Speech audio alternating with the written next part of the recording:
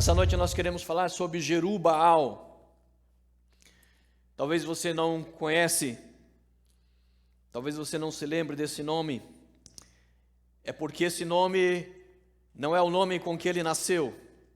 Esse é o nome que foi dado a ele depois da crise imensa que ele passou. Jerubbaal foi um homem que venceu. Mas para vencer ele teve que passar por uma crise muito séria. Ele e todo o seu povo, ele e todo o país, ele e todas as regiões circunvizinhas, todos eles passaram por um imenso sofrimento que durou 7 anos, diz a palavra do Senhor. Mas Jerubbaal triunfou, Jerubbaal viveu, Jerubbaal prevaleceu diante das circunstâncias que lhe fora imposta, e por causa disso ele recebeu este novo nome.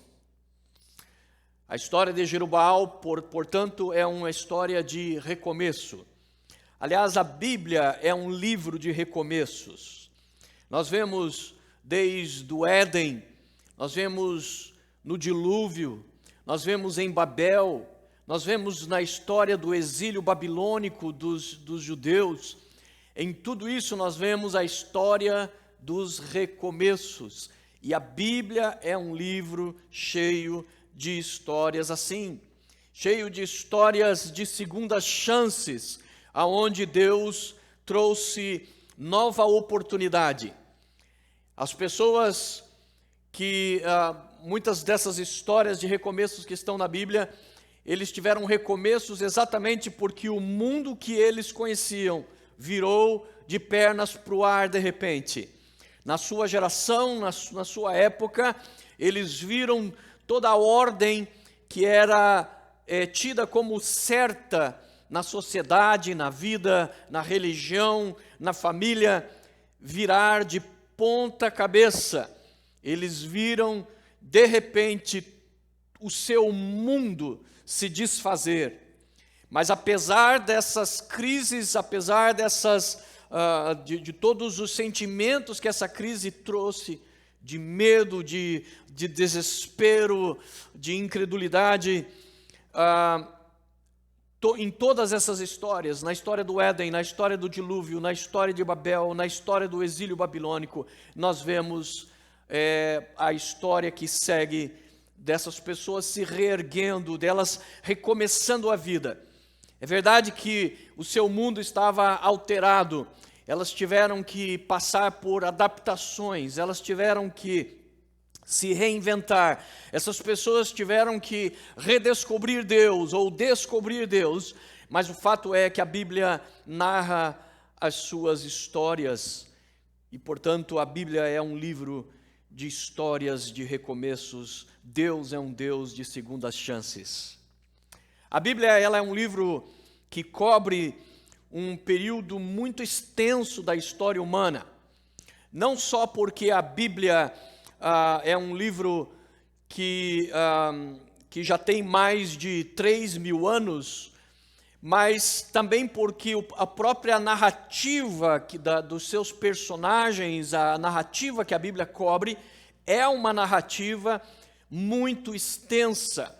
Ela narra desde a origem da humanidade,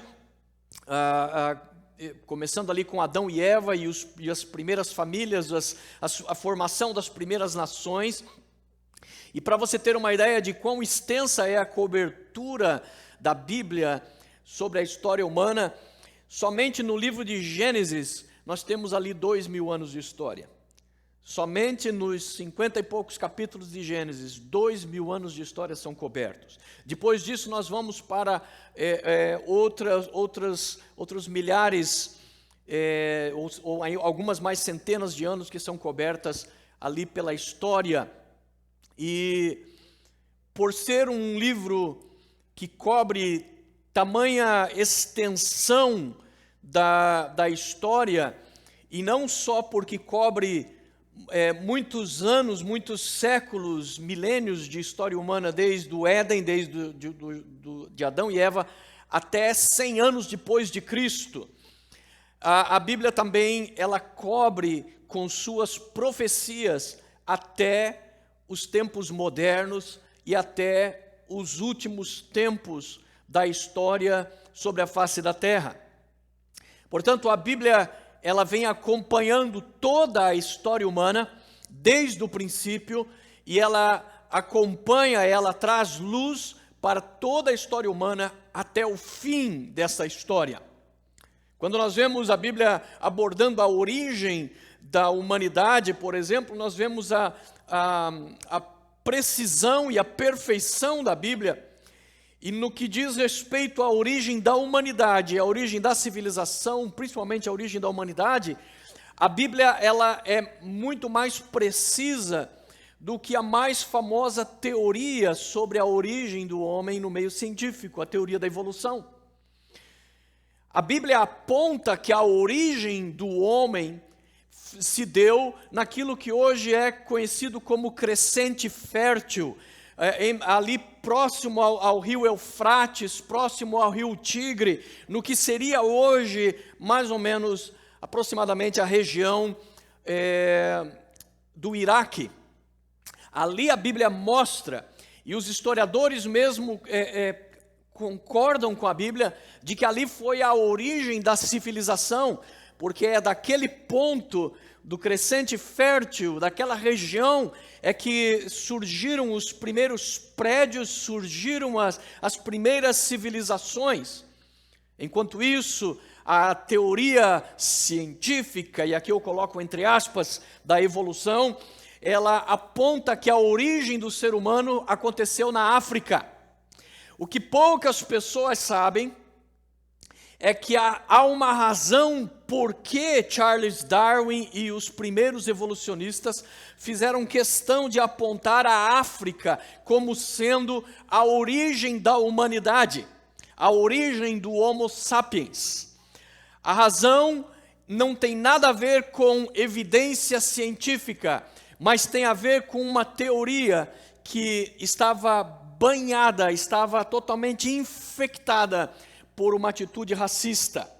Você deve lembrar daquele velho quadro onde mostra a evolução do homem vindo desde de um símio, desde um macaco, até ele finalmente se tornar ereto e já na forma totalmente humana. Se você for observar o ser que vem antes do homem se tornar perfeitamente homem, a figura que está ali, na verdade, é a figura de um negro.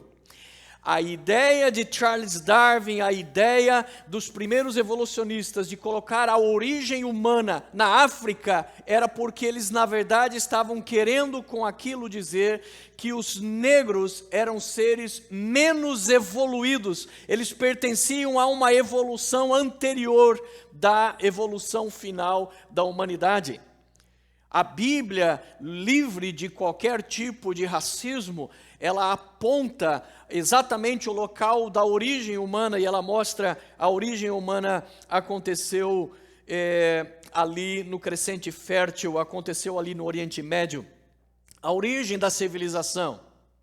A Bíblia cobre todos esses grandes conflitos também que envolvem as sociedades, que envolvem a vida humana, que envolvem a história sobre a face da terra.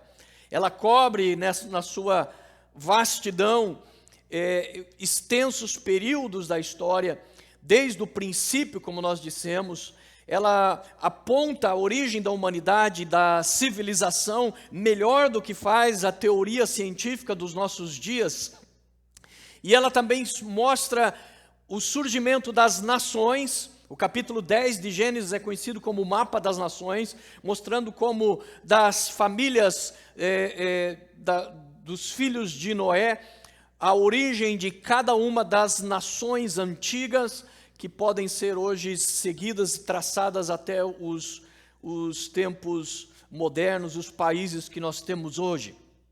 A Bíblia aponta para o surgimento de nações, a formação de famílias de nações e o surgimento e o avanço dos grandes impérios mundiais.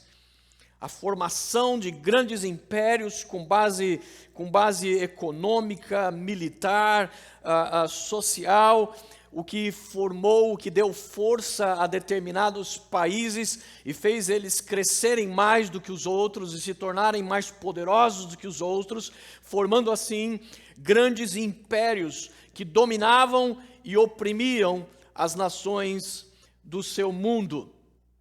A Bíblia mostra o surgimento desses impérios e a sua instrumentalidade para os planos satânicos, ou seja, mostra como esses impérios serviram para os planos do diabo, para trazer perdição aos seres humanos, para trazer destruição à terra. A Bíblia vai acompanhando o surgimento de cada um dos grandes impérios e vai mostrando como Deus também se levanta para contrabalancear os planos do diabo no meio desses impérios. O fato é que Deus sempre age desde o princípio da história, Ele interage com a história humana, não apenas falando com crentes, não apenas usando profetas para falar de assuntos religiosos, mas Ele de fato intervém levantando e abatendo reis, Ele intervém na história humana, criando tramas e situações que alteram o quadro social, político e até mesmo geográfico no mundo, para dessa maneira Ele ir avançando os planos dele para a humanidade e ao mesmo tempo ir combatendo os planos que Satanás tem, usando a instrumentalidade dos impérios. A Bíblia nos mostra, por exemplo, o surgimento do Império Assírio. A Bíblia nos mostra o surgimento do Império Egípcio. Já nos primeiros capítulos da Bíblia, ali em Gênesis, Êxodo, nós temos já esses dois impérios, a Bíblia narrando com precisão. Depois nós temos o Império Babilônico, ali pelos livros históricos da Bíblia, livro de Reis, livro de Crônicas, o livro do profeta Ezequiel, do profeta Jeremias, Daniel. Nós vemos quando começa a surgir o Império Babilônico, ele surge exatamente lá onde foi a origem da humanidade, lá no Crescente Fértil, lá na região do moderno Iraque, e ali começa a surgir um império que será o império mais poderoso que já existiu. O Império Babilônico ele é sucedido pelo Império Medo-Persa, um império de curta duração, com muito menos poder do que o Império Babilônico, porém foi o instrumento que Deus usou para abater o grande, poderoso Império Babilônico. Depois o Império Medo-Persa ele foi engolido mais tarde pelo Império Grego, principalmente começando com a figura de Alexandre o Grande. O famoso Alexandre o Grande, ele começa a expandir o Império Grego. Finalmente, depois de alguns séculos, o Império Grego é engolido pelo Império Romano, e tudo isso está nas páginas da Bíblia. Ao mesmo tempo que você estuda isso nos livros de história, na faculdade, no primário, no ginásio, tudo isso também está com precisão narrado na história da Bíblia. A Bíblia acompanhou todos esses movimentos, todo esse avanço da história humana, do surgimento desses impérios. A Bíblia acompanhou todas essas crises e ela ainda lança a luz sobre o último dos impérios que vai surgir.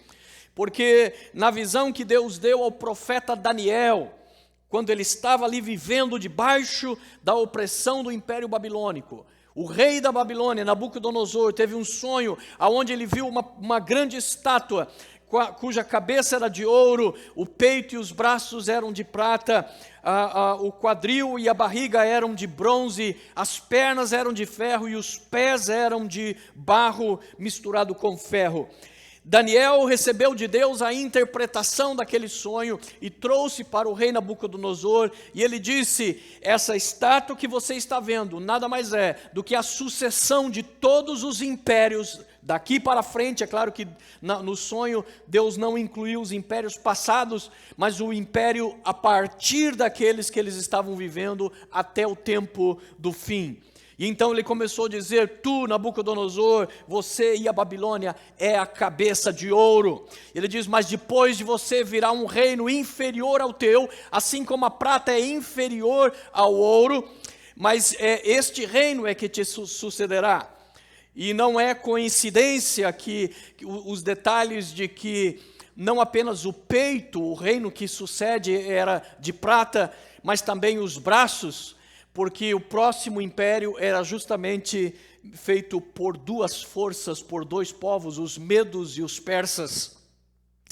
Então ele faz a profecia ali de que depois viria o reino de Alexandre o Grande. Ele não chega a mencionar o nome de Alexandre o Grande, mas existem vários detalhes na profecia de Daniel capítulo 9, onde você consegue identificar Alexandre o Grande ali e depois os seus sucessores.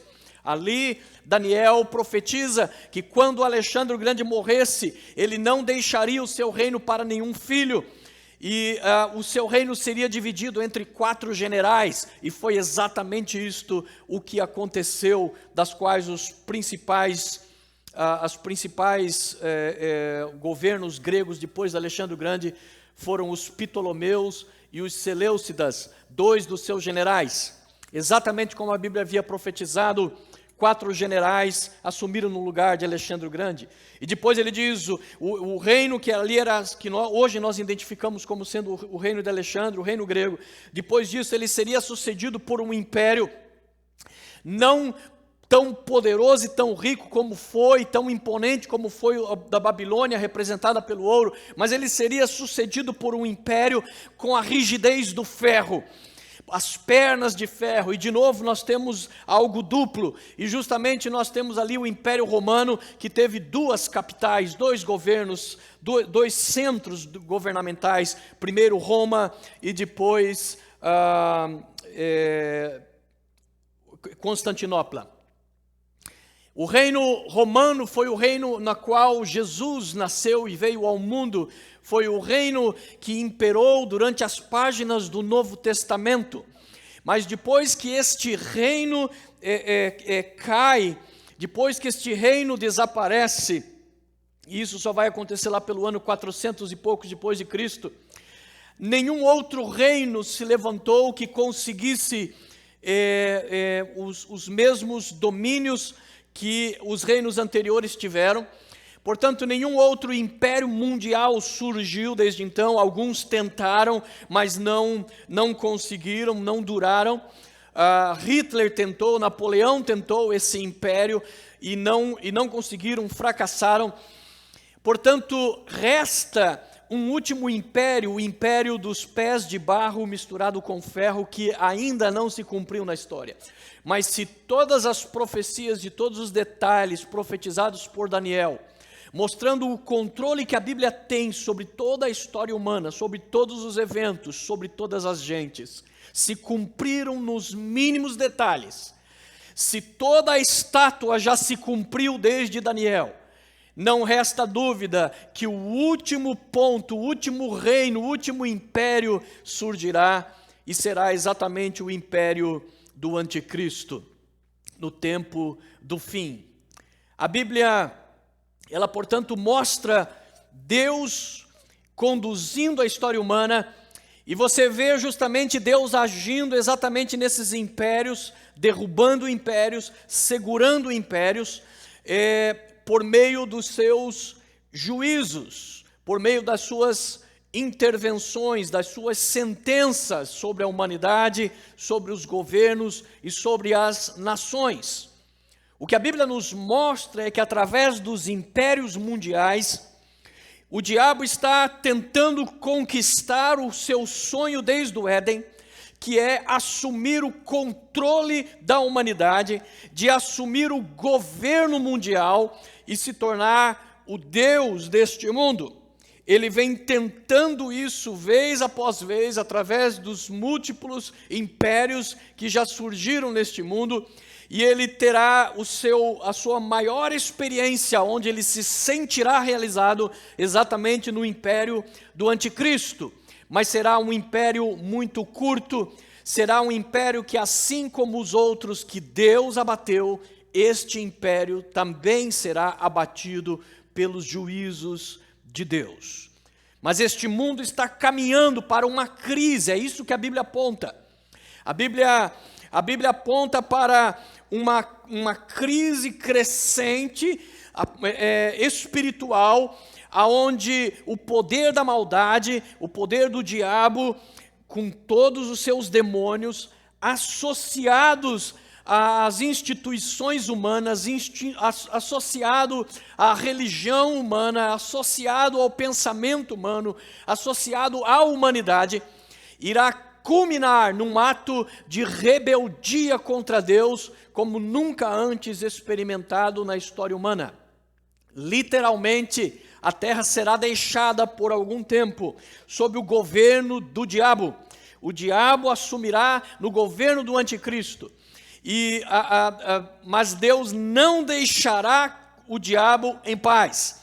No governo do anticristo, Deus vai agir, Deus vai trazer juízos severos, Deus vai trazer punições diversas, muitos sinais, muitos acontecimentos estão profetizados, vindos da parte de Deus, porque assim como nos impérios anteriores, Deus não permitirá que o diabo avance com os seus planos. A razão de Deus permitir que todos os impérios tenham surgido, e inclusive o império do anticristo, é porque Deus tem uma agenda no meio disso. Deus tem um propósito a avançar no meio de tudo isso, e Ele vai usar isto para a glória dEle. Mas Deus faz e sempre fará tudo para impedir, de tempos em tempos, que os planos do diabo avancem sobre os impérios humanos. Quando nós falamos de juízos divinos, nós precisamos entender o que é o juízo. O juízo é a intervenção de Deus para trazer castigo ou para trazer oposição à humanidade. Os juízos divinos têm principalmente o objetivo de combater a ação satânica entre os homens. Então Deus intervém na história quando o diabo está fazendo grandes conquistas no meio da humanidade. Então Deus intervém ali naquela história com os seus juízos para colocar um freio no avanço dos planos de Satanás. Nós vemos Jesus falando sobre isto que eu estou pregando, sobre como os juízos são o mecanismo de Deus de lidar com o mundo, com a história e de frear os avanços de Satanás. Nós vemos Jesus falando sobre isso. Em João 16, versículo 11, abra a Bíblia comigo, é importante que você acompanhe.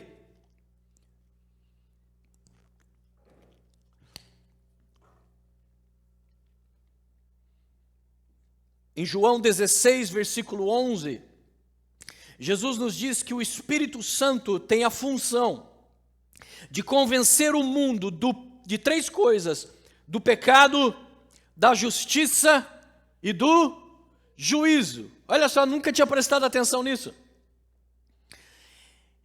Quando eu li esse verso, eu entendia que estava falando apenas do juízo final, mas não é disso. Porque, na verdade, a função do Espírito, Jesus está dizendo, é estar constantemente, trazer a consciência do ser humano a respeito do seu pecado, convencer o homem do seu pecado, convencer uma sociedade do seu pecado. Isso não é um fator único, isso é um ato contínuo.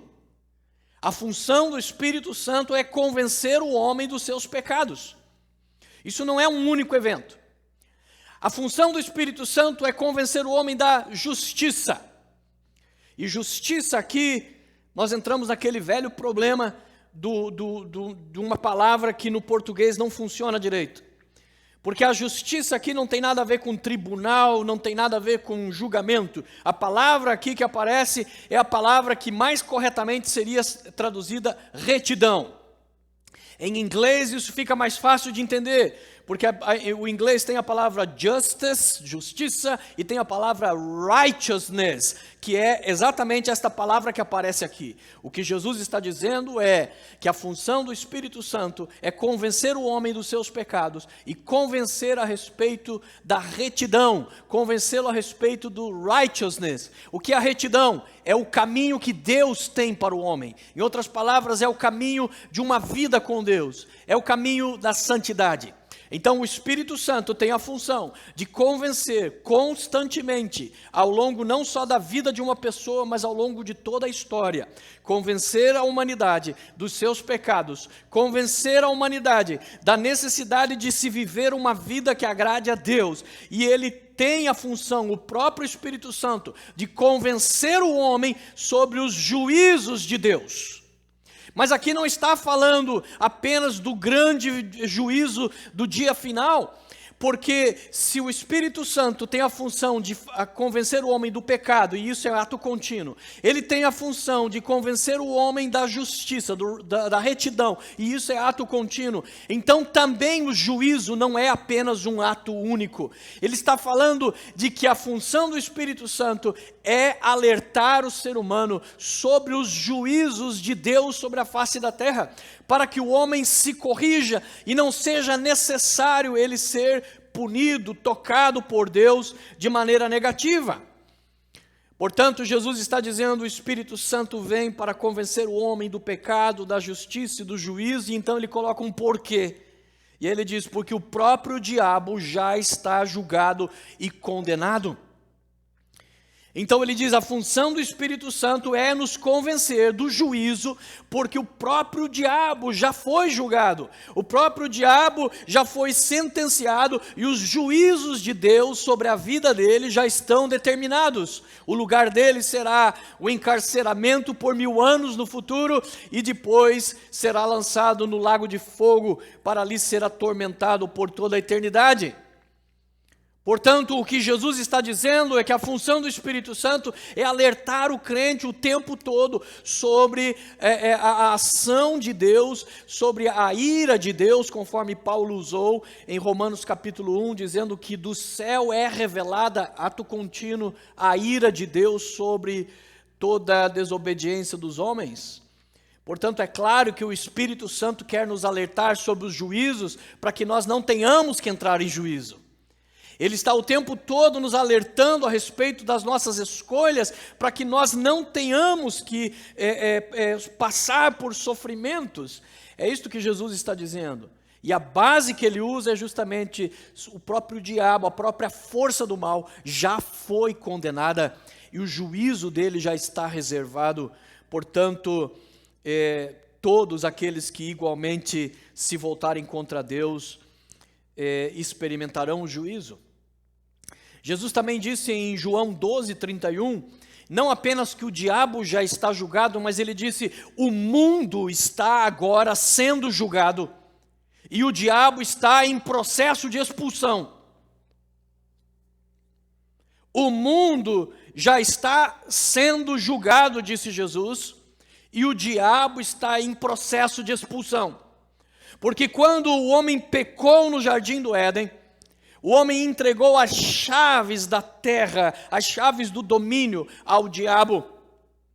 E agora, quando Deus envia Jesus para vir à terra, ele vem não apenas para salvar a humanidade, mas ele vem para desfazer tudo o que o diabo fez. É precisamente isso que João diz numa das suas epístolas. Ele diz, Jesus Cristo veio para destruir, para desmanchar, para desfazer as obras do diabo.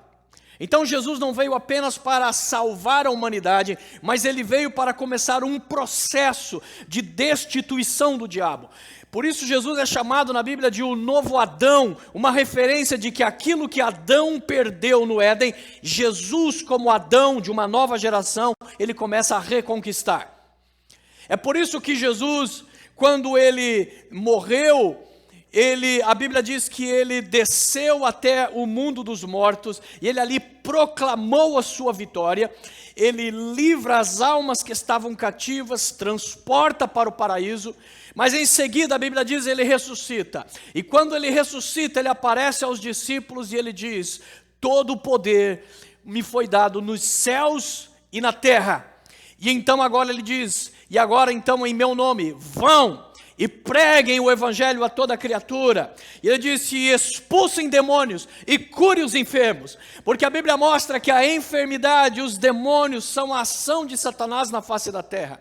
O que Jesus está fazendo a partir da cruz e através da igreja é o ato de expulsar o diabo da terra.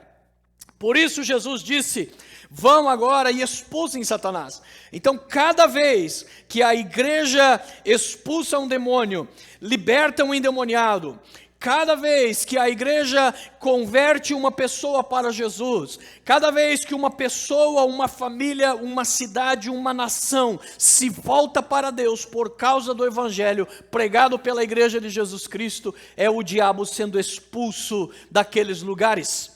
E isto vai culminar com a expulsão final do diabo, que será pelo ato do próprio Senhor Jesus Cristo. Ele é que destruirá o anticristo, ele é que destruirá o diabo e o lançará na sua condenação eterna. Mas o que Jesus está dizendo neste versículo é que o mundo está em juízo constante, porque até o diabo está sob juízo. O mundo está sob juízo e o diabo está em processo de expulsão. De fato, nós vemos isso num fato surpreendente. Quando nós vemos que no livro de Atos, o rei Herodes faz um discurso, e esse homem era um homem ímpio, era um homem cruel, mas a Bíblia diz ali, de repente, um trecho rápido que aparece nas Escrituras, e que às vezes a gente fica pensando: para quê? Não dá para entender por que Deus colocou isso. Porque diz que numa certa festividade Herodes se vestiu com uma roupa que era brilhante, talvez tivesse fios de ouro, não sei.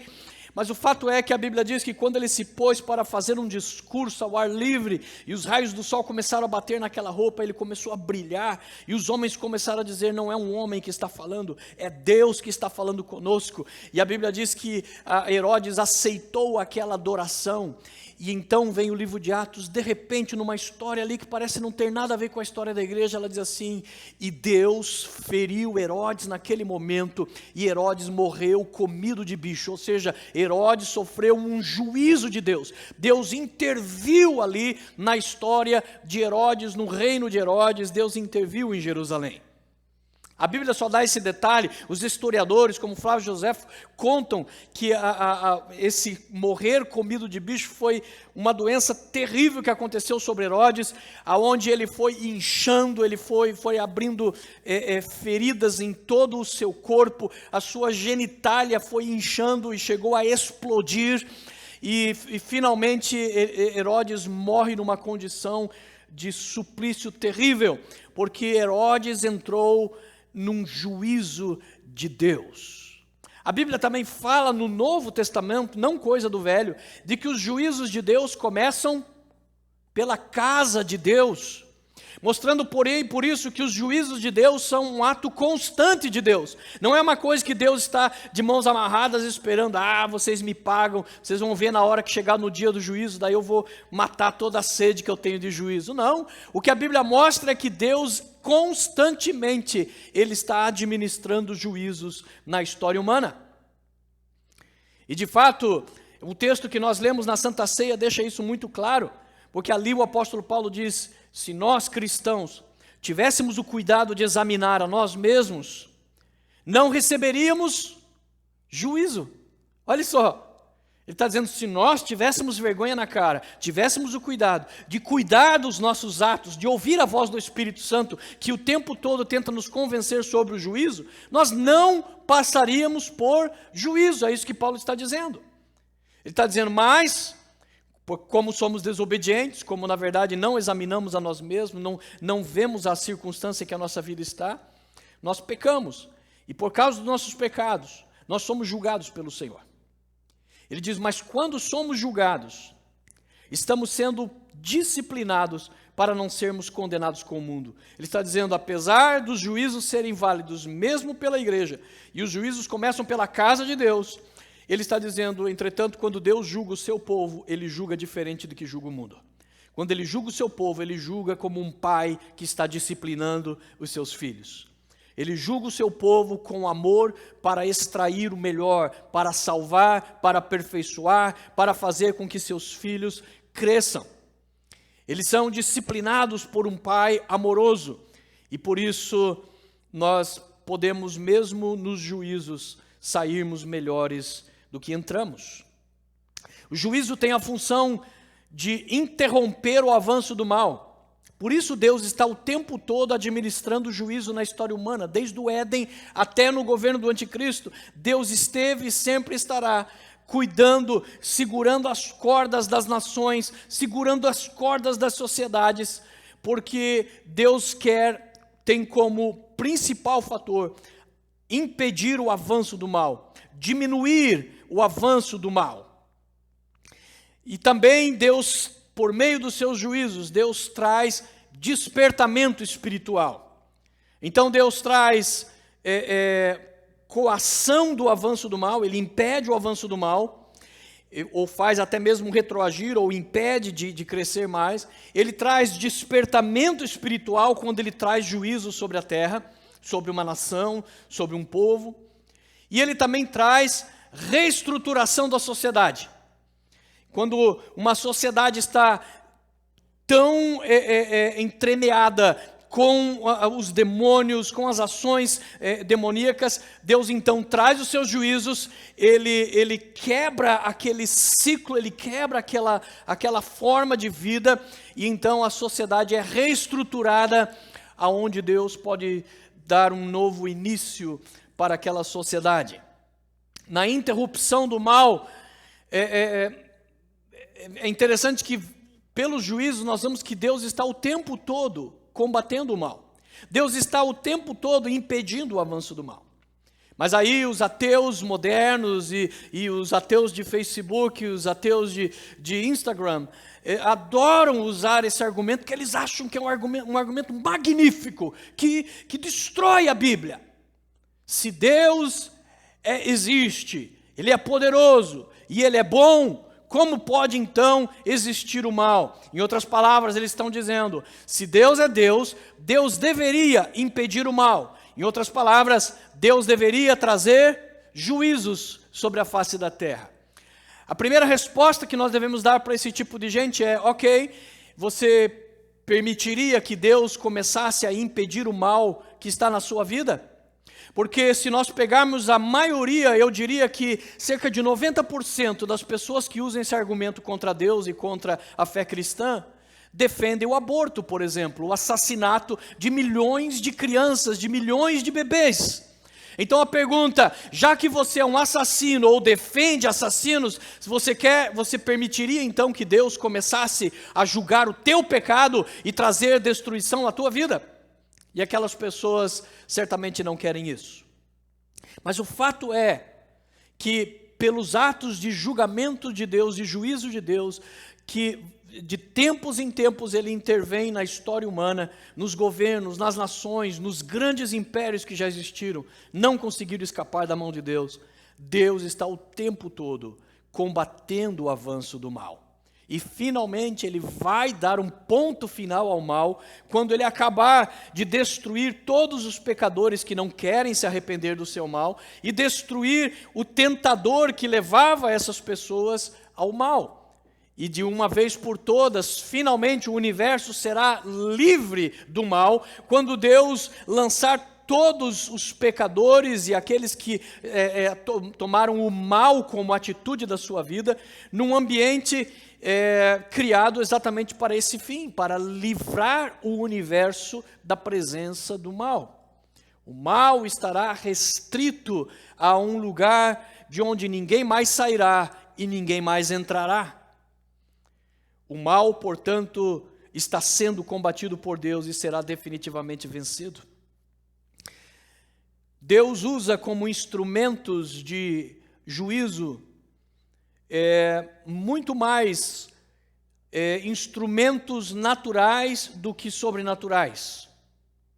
Nós vemos Deus usar como instrumentos de juízo a guerra, a fome, pragas, como por exemplo gafanhotos, fenômenos meteorológicos, como por exemplo a falta de chuva, a seca, ou o granizo que destrua uma plantação, ou até mesmo mate animais, pessoas e destrua propriedades.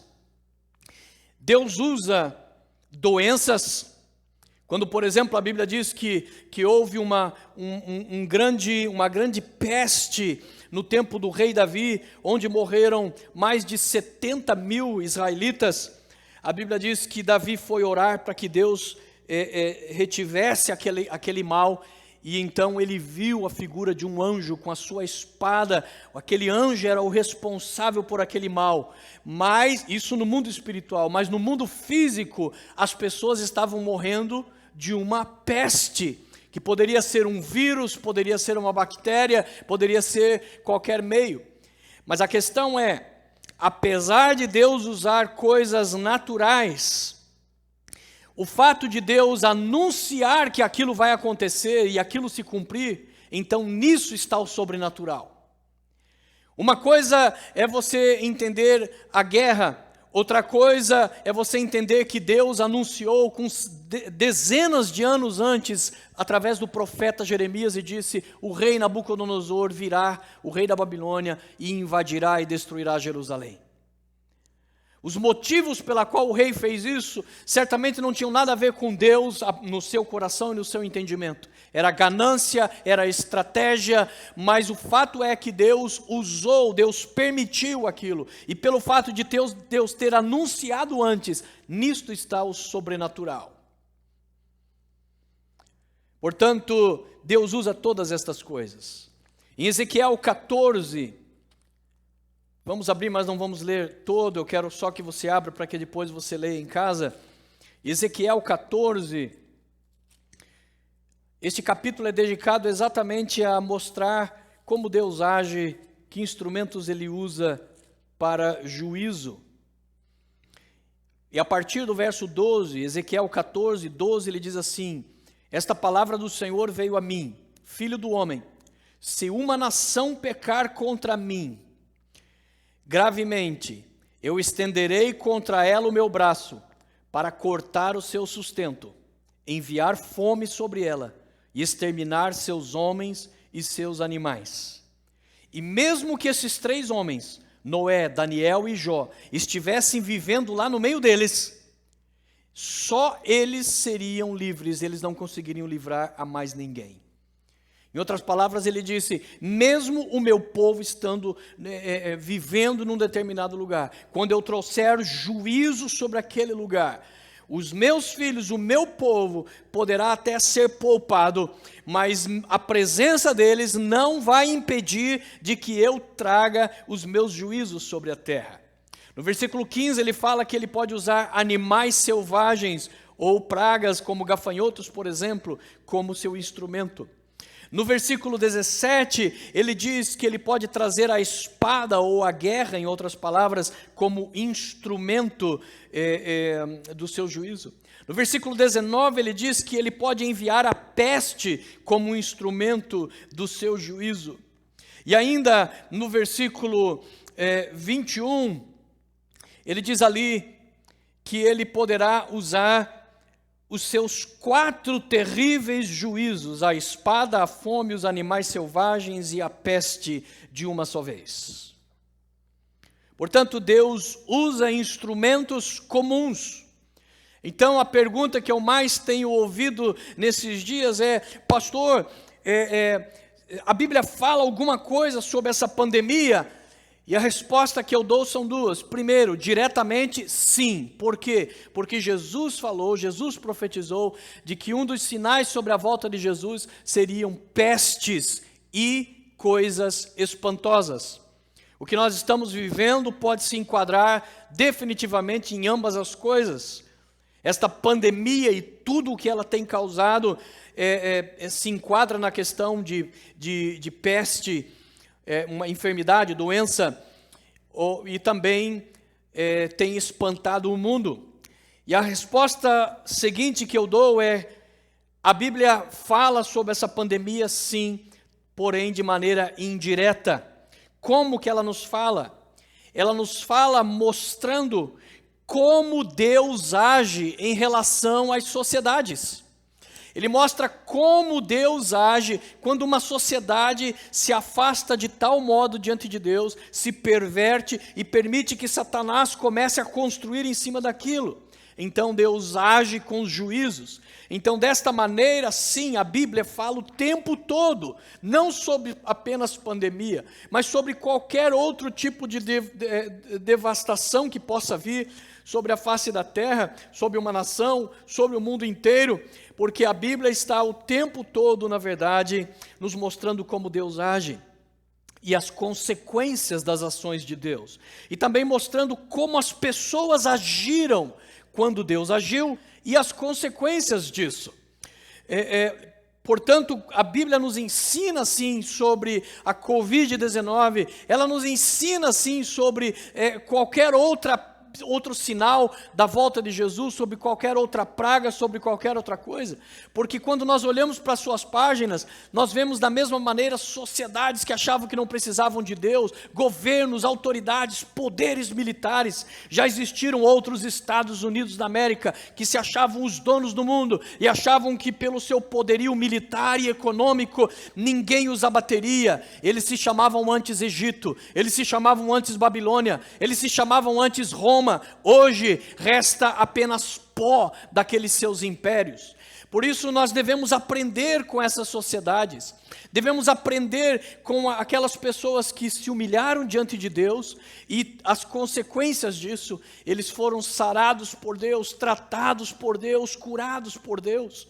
Sobre Israel, por exemplo, e válido para nós como seu povo também, Deus disse que quando Deus trouxera a sua mão, o seu juízo sobre a terra, Ele disse: mas se o meu povo, que se chama, que atende pelo meu nome, se humilhar, se arrepender dos seus maus caminhos e me buscar, eu ouvirei dos céus e sararei a sua terra.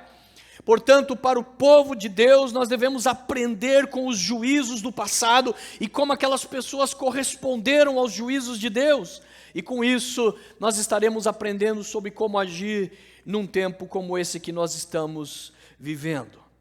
A Bíblia, por isso, como ela abrange toda a história humana e ela mostra toda a ação humana de Deus interagindo na história humana, a Bíblia tem todas as respostas, sim. Ela tem as respostas. Não é coincidência que a compra de Bíblias aumentou depois da pandemia. Você sabia disso? As pessoas começaram a comprar mais Bíblias, baixar Bíblias online para ler. As pessoas começaram a ter mais interesses pela Bíblia. E é exatamente por isso que o diabo tenta impedir a Bíblia, desacreditar a Bíblia. É por isso que ele tenta usar pastores e igrejas para agora tentar pôr em dúvida a autoridade da Bíblia, a credibilidade da Bíblia, porque ele sabe que na Bíblia tem todas as respostas. Ele sabe que a Bíblia nos ensina já exatamente como nós podemos atravessar essa tempestade, como nós podemos atravessar tudo isso e recomeçar com Deus. Quando nós vemos a história de Gideão, nós vemos um homem que está vivendo exatamente um período de juízo. A Bíblia diz ali que como o povo de Israel fazia o que o Senhor reprovava, ele os colocou sob juízo. Durante 7 anos ele os entregou nas mãos dos midianitas, ou seja, por meio da guerra, por meio da opressão de um exército poderoso que tinha se levantado. O número dos seus soldados, só para guerrear contra Israel, foi de 132 mil soldados, para você ter uma ideia. A Bíblia diz que quando eles vinham mesmo com todos os seus camelos, seus cavalos, com todo o seu exército, era impossível contar o seu número. E por causa disso, eles entravam, especialmente na época da colheita, e entravam ali, em vez deles plantarem na terra deles, o que eles faziam? Eles viviam só de farra, só de bebedeira, só de prazeres, E quando chegava a época da colheita, eles invadiam as terras dos outros, eles invadiam Israel, e eles ali colhiam tudo o que eles tinham plantado. De maneira que começou a haver grande fome em Israel, que durou 7 anos. Quando eles vinham, a Bíblia diz que eles vinham, eram como gafanhotos, quando iam embora, não sobrava nada. Então, nós podemos dizer que no tempo de Gideão, a morte estava nas ruas. Gideão, ele não tentou usar a fé, que na verdade ele nem sabia que ele tinha, como um instrumento para desafiar a morte. Não, ele não ia lá no campo, porque ele sabia que os midianitas estariam lá e o matariam. Por isso a Bíblia diz que nós encontramos Gideão num lagar, ou seja, num tanque de prensar uvas. Normalmente o lagar era feito numa caverna, num lugar fechado, úmido, e ali ele estava malhando trigo. O que nós estamos vendo aqui? Adaptação. Adaptação. Exatamente como nós estamos vivendo nos nossos dias.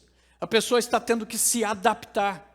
Ele sabia que para malhar o trigo você tem que separar a palha do trigo. Para fazer isso você precisa ir na eira, que é um terreno reto, limpo, para você poder jogar o trigo para cima, o vento soprar a palha e você então fica com os grãos. Mas ele sabia que se ele fosse para a eira, ele seria visto pelos midianitas, os midianitas roubariam o pouco trigo que ele tinha. Então o que ele fazia? Ele adaptou. Já que ele não podia trabalhar, já que ele não podia estar na rua, então ele ficava trancado. E trancado na sua casa, na sua propriedade, ele olhou ali um lugar de prensar uvas, ele falou, bom, não tem uva para prensar, eu tenho um pouco de trigo, vou malhar trigo aqui mesmo. Certamente não era fácil você malhar trigo. Malhar é porque você tinha que bater no trigo, você tinha que pegar uma vara e bater para soltar os grãos. E ele teve que fazer isso num tanque. Imagine que devia quebrar a vara, devia ser desconfortável, fora de jeito. Mas era a adaptação. Porque a terra toda, inclusive Gideão, estavam sob juízos de Deus. Gideão estava vivendo os sentimentos do juízo. Aqui nós vemos exatamente o método de Deus que eu tenho pregado nos últimos domingos, sobre o método divino de dispersão e isolamento. O isolamento eu mostrei que é como um pai que coloca o filho de castigo num canto. A dispersão, nós vemos isso muito naquelas polícias que são chamadas para ele combater os riots, que são os grandes movimentos nas ruas, bagunças nas ruas. Aquelas polícias, eles vêm com fortes escudos, com cacetetes, eles começam a fazer, eles batem aquele cacetete nos seus escudos, aquilo vai criando um impacto psicológico de medo, as pessoas começam a recuar, andar para trás, eles começam a usar gás pimenta, eles começam a jogar bombas de gás, eles começam a dar tiros de borracha, porque a ideia ali é dispersar. Quando existe um grupo de pessoas que estão se reunindo para o mal, para a confusão, para a destruição, então a autoridade entende que é preciso dispersá-los. É exatamente isso que Deus faz nos seus juízos. Quando existem sociedades, nações que começaram a se afastar radicalmente de Deus e adotar princípios cada vez mais satânicos, Deus entrou com os seus escudos, com os seus cacetetes, Deus entrou com o seu gás, Deus entrou com o seu vírus, Deus entrou com o que for necessário e cada um se dispersou para a sua casa. A turba, a bagunça saiu das ruas para pôr em ordem, para Deus poder rearranjar as sociedades. Nós temos em Gideão um homem que está passando pelos mesmos sentimentos de impotência. O que eu posso fazer? Não posso fazer nada. E de necessidade de adaptação, eu preciso me adaptar a fazer alguma coisa aqui. Mas é exatamente no meio disso que de repente o anjo aparece para Gideão. E a saudação do anjo é uma saudação que ele próprio fez assim para o anjo. Come on. Ele está ali trancado, amedrontado, malhando trigo num lugar fechado, procurando salvar só o dele ali, procurar pôr comida na mesa dele, para os filhos dele, para a família dele não morrer de fome. Ele sabe que não pode ir para a rua, ele sabe que está limitado, a morte está nas ruas. E de repente aparece um anjo e o salva dizendo assim: salve, guerreiro valoroso. Ele fala: guerreiro? Será que tem um midianita aqui perto? Será que tem um midianita atrás de mim? E quando ele vê que é só ele mesmo, ele fala: pô, tudo bem, Deus, o Senhor colocar a gente em juízo, mas vir zombar da cara da gente, não, Deus, aí já é demais. Vim tirar sarro da cara da gente, chamando a gente de guerreiro valoroso. Ele fala: que guerreiro sou eu? E se Deus está conosco, como o anjo disse, porque ele disse: salve, guerreiro valoroso, Deus está com você. Se Deus está conosco, por que Deus permitiu tudo isso? Não é isso que muitas vezes vem na nossa mente, como cristãos também? Se Deus está conosco, por que Deus permitiu tudo isso? E ele disse: Deus está com você, Gideão. Deus está com você. Você vai sair dessa luta. Essa luta que era para te destruir, vai ser essa luta que vai te exaltar. Essa luta que foi, os midianitas pensaram em te matar de fome, em te roubar e retirar tudo que você tem. Deus vai reverter essa história. Na necessidade de nos dispersarmos, de nos colocarmos fechados e de agora começarmos a buscar a Deus e de nos adaptarmos e nos reinventarmos, nós começamos a descobrir que Deus está começando a despertar o seu povo no meio desta pandemia, no meio desta luta. Alguns disseram que o diabo deve ter batido palmas quando ele ouviu os governos fechando as igrejas e proibindo os cultos aqui na Flórida, nos Estados Unidos, com mais de 10 pessoas. Ele diz: consegui fechar a igreja. Não, na verdade a igreja se multiplicou, porque agora a casa de cada crente virou uma igreja. Ali agora as pessoas estão orando, se reunindo, as pessoas agora saíram para a rua e estão orando nas ruas. Isso está incomodando o diabo, está incomodando muita gente. Aconteceu como na perseguição de Jerusalém, onde o diabo incitou os judeus e fala: vamos matar os cristãos, e os cristãos então fugiram. Só que ao sair fugindo, eles saíram espalhando o evangelho por Samaria e até os confins da terra. Da mesma maneira como Gideão, nós vamos aprender a nos reinventar em Deus. Na verdade, nós vamos receber a orientação e a força de Deus e vamos sair melhores do que nós entramos. A razão de que Gideão teve o seu nome mudado para Jerubaal, que significa o desafiador de Baal, é porque Baal era o Deus das plantações, o Deus da fertilidade. Deus então puniu a fertilidade, fazendo com que os midianitas roubassem toda a fertilidade do campo, todo o fruto do campo, e o povo de Israel, que estava adorando a Baal, passasse fome. Então, antes de Gideão fazer qualquer coisa, ele foi na casa do seu pai e destruiu o ídolo de Baal. Ele desafiou Baal e por isso ele passou a ser conhecido como o desafiador de Baal. No final da história de Gideão, Deus o levanta para enfrentar aquela situação que ele estava intimidado. Deus diz: não, você agora levanta e enfrenta, você levanta e vence.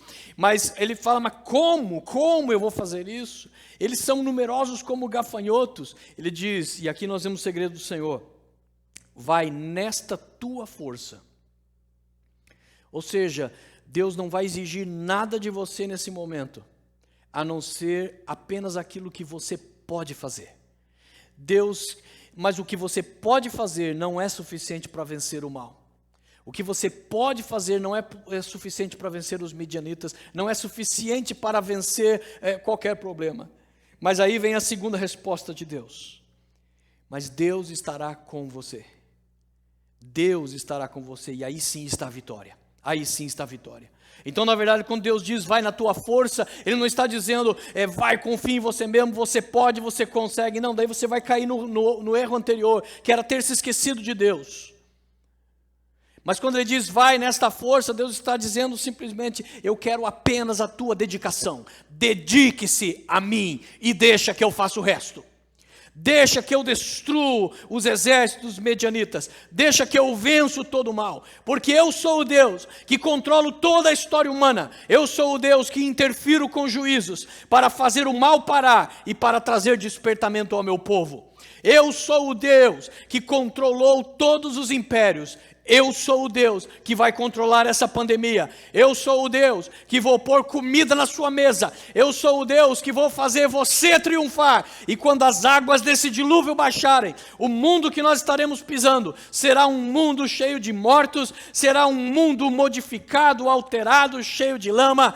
Mas nós teremos encontrado Deus e nos aperfeiçoado nele nesses dias. Quando sairemos para que a igreja, quando se unir, vai unir todas as brasas que estão em fogo. E aí vai haver o Pentecostes, aí vai haver o avivamento, aí vai haver o poder de Deus. A igreja vai recuperar a sua autoridade, a igreja vai recuperar a sua força. E estas sociedades ao redor do mundo ouvirão falar de um grande despertamento de Deus para os nossos dias, para a minha vida, para a sua vida, em nome de Jesus.